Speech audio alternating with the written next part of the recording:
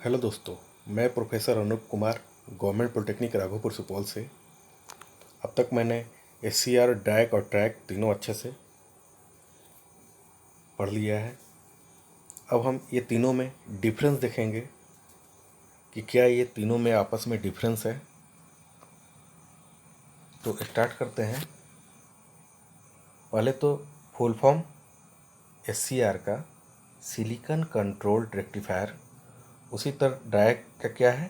Diode for alternating current, diode for alternating current यानी कि diode for AC switch and triode for alternating current. ये tri AC जिसको कहते थे, है ना। तो यहाँ पे triode for tri and diode for di. फिर इसके सिंबल थे एनोड, कैथोड एंड गेट। यहाँ पे 2 डायोड एंटी पैरेलल में कनेक्टेड होते थे। और उसी तरह यहाँ पे 2 एससीआर एंटी पैरेलल में कनेक्टेड होते थे with common gate. 2 SCR anti parallel, है ना, आपस में एंटी पैरेलल में कनेक्टेड होते थे और विथ कॉमन गेट। आप इसका एक और डिफरेंस लिख सकते हैं, solid state device construction.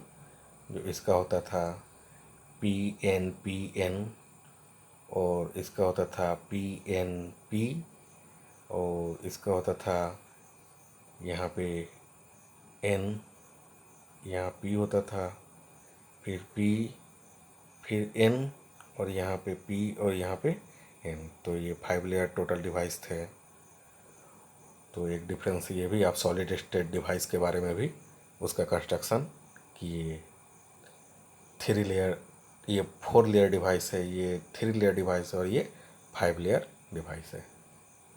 Total terminal जो होते हैं वो इसमें 3 होते हैं, एनोड, कैथोड एंड गेट। इसमें 2 होते हैं, A1 एंड A2। इसमें भी 3 होते हैं, A1, A2 एंड गेट। फिर ये जो थे ये यूनी डायरेक्शनल डिवाइस थे, जो ओनली एंड ओनली फॉरवर्ड व्यास पे एज ए स्विच वर्क करता था। लेकिन डायक जो थे वो बाई डायरेक्शनल स्विच होते थे, बाई डायरेक्शनल एसी स्विच होते थे। लेकिन ये कंट्रोल्ड स्विच नहीं होते थे, इसमें कोई गेट पल्स नहीं देते थे हम। और ये बाई डायरेक्शनल स्विच होते थे इस तरह से, बाई डायरेक्शनल स्विच होते थे। उसी तरह ट्रैक भी बाई डायरेक्शनल है और ये कंट्रोल्ड एसी स्विच है, कंट्रोल्ड ट्राई एसी स्विच है। और ये भी बाई डायरेक्शनल होते थे, यानी कि फॉरवर्ड व्यास पे भी एंड रिवर्स व्यास पे भी वर्क करेंगे। और इसका बेसिक ऑपरेशन जो है वो सेम एज ए एससीआर। बस इसका एक डिफरेंस होता था एससीआर से कि ये रिवर्स व्यास पे भी एज ए स्विच वर्क करता था। तो इसका एक और डिफरेंस आप VI कैरेक्टरिस्टिक्स भी लिख सकते हैं, VI कैरेक्टरिस्टिक्स। तो इसका VI कैरेक्टरिस्टिक्स बना दीजिए, फिर इसका भी VI कैरेक्टरिस्टिक बना सकते हैं आप, फिर इसका VI कैरेक्टरिस्टिक बना सकते हैं। तो एक डिफरेंस ये भी हो गया। ओके। फिर फॉर पावर पर्पस हाई होता था एससीआर का, इसका डायक का लो और ट्राइक का भी हाई होता था। फायरिंग एंगल जो होता है, फायरिंग एंगल यानी कि फॉर कंडक्शन पर्पस कितना एंगल होगा? तो 0 to 180 डिग्री। इसका कोई गेट पल्स नहीं होता था, इसका कोई फायरिंग एंगल नहीं। इसका फायरिंग एंगल जो होगा फॉरवर्ड व्यास में 0 to 180 degree and for reverse Vyas 180 to 360 degree.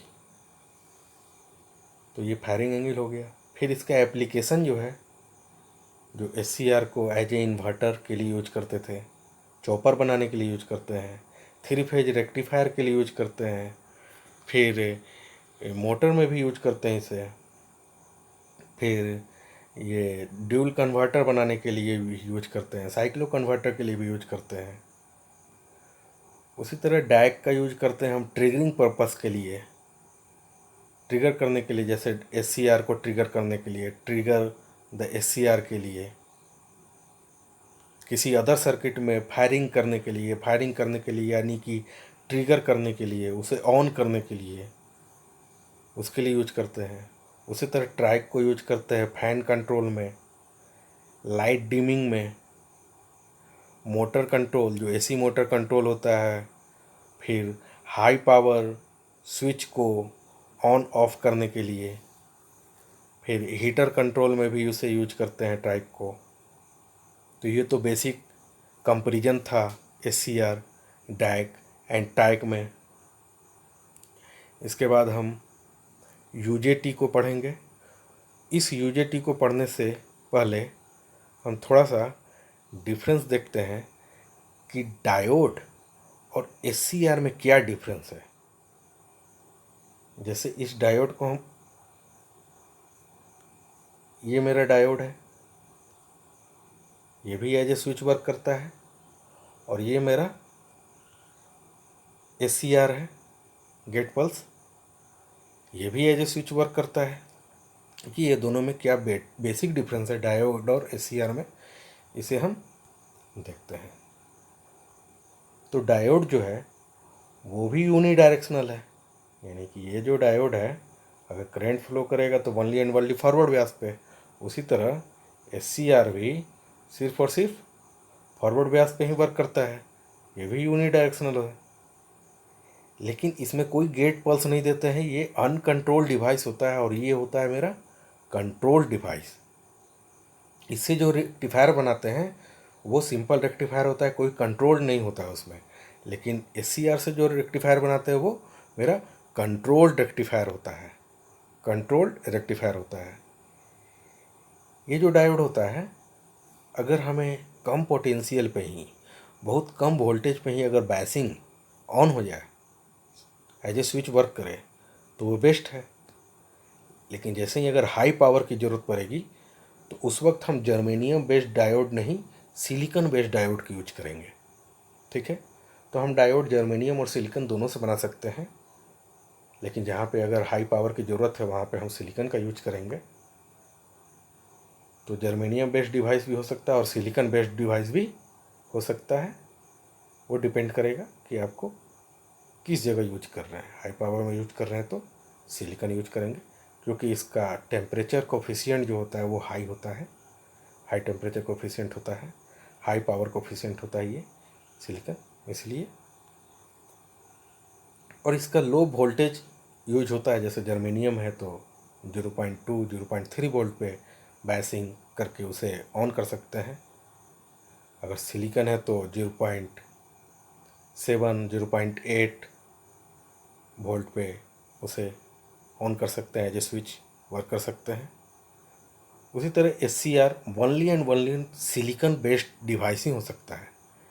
SCR कभी भी जर्मेनियम से नहीं बना सकता है। ये मैंने आपको शुरुआत में ही अच्छे से बताया था कि जर्मेनियम जो होता है वो लो पावर रेटिंग डिवाइस होता है, क्योंकि इसका टेम्परेचर कोफिशिएंट बहुत कम होता है, जिसके वजह से हम जर्मेनियम का यूज नहीं करते हैं SCR बनाने के लिए। तो सिलिकॉन बेस्ड डिवाइस होता है। क्यों? इसी वजह से इसका हाई वोल्टेज यूज होता है। जैसे इस जर्मेनियम के अगर डायोड बनाते हैं तो लो वोल्टेज से भी हो सकता है, 0.2 वोल्ट से। लेकिन सिलिकॉन है तो अप्रोक्स इसका वोल्टेज ड्रॉप जो ऑन होता है तो SCR के across voltage drop almost 1 volt होता है, और उस वक्त उसका ब्रेकडाउन वोल्टेज जो होता है वो 50 वोल्ट से 150 वोल्ट तक जा सकता है। तो SCR का ब्रेकडाउन वोल्टेज होता है, और इसको कंट्रोल रेक्टिफायर कर सकते हैं। जब गेट पल्स यूज करते हैं तो उस गेट पल्स को कम ज़्यादा करने से वोल्टेज ब्रेकडाउन पे इफ़ेक्ट पड़ता था। अगर गेट पल्स बढ़ाते थे तो वोल्टेज ब्रेकडाउन घटता था, तो उसे कंट्रोल कर सकते हैं। तो ये एक बेसिक डिफरेंस था डायोड एंड SCR में। तो नेक्स्ट क्लास में हम देखेंगे UJT and UJT as a relaxation. Thank you so much.